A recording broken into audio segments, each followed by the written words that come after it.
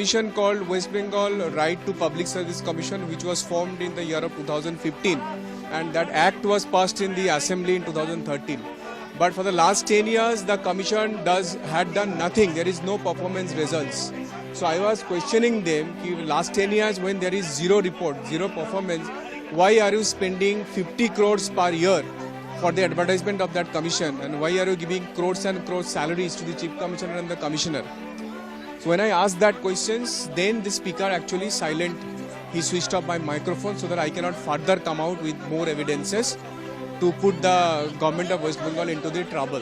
And I was giving the references of the notes, departmental notes of the chief commissioner. I had that paper by the RTI. So that was actually I was placing to the assembly. So he understood that nothing to be done. So he switched off my microphone. Then he asked me कि এই সব বলে তোমার কোনো লাভ নেই. That means then I told him कि you are a speaker, I am also an MLA. So you are also being elected by the public, I am also being elected by the public.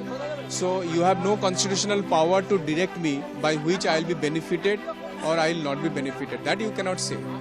You don't have that power, constitutional power to direct me by which I will get benefit or not benefit. That you cannot do that. Then he was asking me, you are criticizing me. I said, I am not criticizing you. I am just raising my points that you please be in the purview of the constitutional power. That's why he could not make me out from the assembly. You know, because whatever I did everything as per the act and the law. Yeah, MLA being suspended and also our colleagues been, marshalled out from the assembly.